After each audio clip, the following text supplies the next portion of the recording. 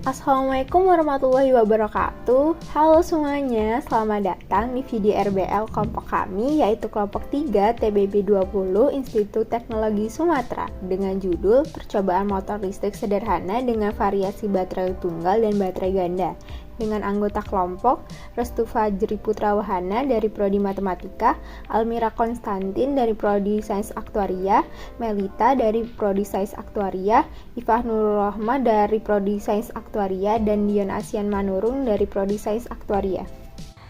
Di sini saya akan menjelaskan tentang motor listrik. Motor listrik merupakan suatu alat yang bersifat elektromagnetik yang berfungsi sebagai pengubah energi listrik menjadi energi mekanik. Motor listrik tersendiri dapat dengan mudah dijumpai pada alat-alat elektromagnetik rumah tangga, antara lain yaitu kipas angin, mesin pencuci pakaian, mixer, blender, alat lainnya yang mengandalkan putaran atau gerakan rotor. Prinsip kerja dari motor listrik ini memanfaatkan gaya elektromagnetik yang bekerja pada alat. Jika suatu kawat yang dialiri arus listrik melewati suatu medan magnet, maka pada daerah di sekitar kawat dan medan magnet tersebut akan terdapat suatu gaya yang dihasilkan. Gaya tersebut selanjutnya disebut sebagai gaya Lorentz atau gaya magnetik. Gaya Lorentz ditemukan oleh fisikawan ada yang telah memenangkan penghargaan Nobel di dalam ilmu fisika, yaitu Hendrik Anton Lorentz pada tahun 1943 sampai 1928. Apa itu gaya Lorentz? Gaya Lorentz adalah gaya yang timbul karena adanya muatan listrik atau medan listrik yang bergerak dalam suatu medan magnet. Kedudukan gaya Lorentz menyesuaikan dengan tempat menjalarnya muatan listrik. Gaya Lorentz. Gaya Lorentz secara matematis dirumuskan dengan FL sampai dengan BL sin alpha, di mana L adalah panjang kawat dengan satuan meter, I adalah kuat arus yang mengalir pada kawat dalam satuan ampere, B adalah kuat medan magnet dalam satuan Tesla, dan alpha adalah sudut yang dibentuk oleh kuat medan magnet dan panjang kawat. Gaya Lorentz merupakan gabungan antara dua gaya, yaitu gaya elektrik dengan gaya magnet pada sebuah medan elektromagnetik.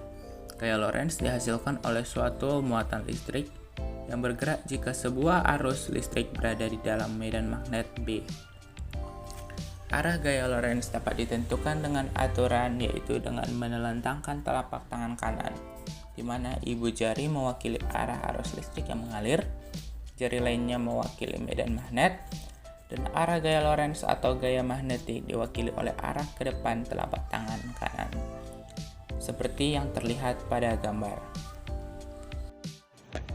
Cara membuat motor listrik sederhana. Alat dan bahan yang digunakan antara lain 2 buah baterai, kawat tembaga, magnet koin, peniti, gunting, cutter, dan lakban. Adapun langkah-langkah pembuatan motor listrik sederhana yaitu 1. Siapkan semua alat dan bahan. 2. Buatlah sebuah kumparan dengan melilitkan beberapa kali kawat tembaga, lalu kedua ujung kumparan diikat dengan ujung kawat kumparan itu sendiri. 3. Kikislah kedua ujung kumparan dengan cutter hingga kulit kawat mengelupas. 4. Siapkan peniti berukuran besar untuk penyangga pada kumparan dengan merekatkan peniti di masing-masing ujung baterai.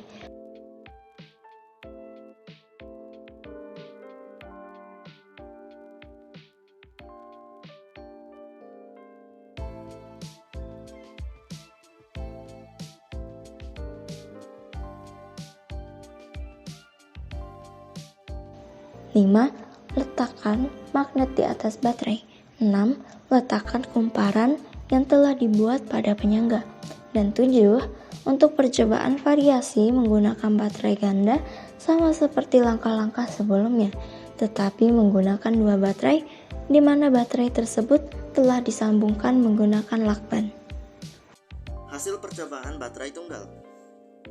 Ketika medan magnet bertemu dengan medan magnet lainnya, sesama kutub akan menghasilkan gaya tolak-menolak, sedangkan yang berlainan kutub akan menghasilkan gaya tarik-menarik.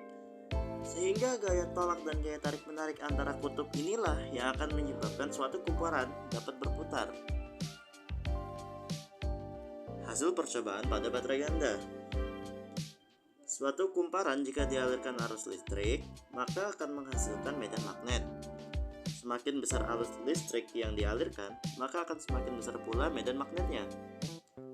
Percobaan kedua menggunakan variasi dua buah baterai diperoleh hasil bahwa semakin banyak jumlah baterai yang digunakan, maka kumparan akan berputar semakin cepat. Melalui percobaan RBL kali ini, kami dapat menemukan 4 hal pokok sebagai kesimpulan, yaitu kelebihan. Yang pertama, alat dan bahan mudah untuk didapatkan. Yang kedua, alat ini mudah untuk dibuat. Yang ketiga, dapat dibawa dengan mudah karena bersifat portable. Kemudian ada kelemahan dari alat ini, yaitu yang pertama, arus listrik yang digunakan terbatas karena menggunakan baterai.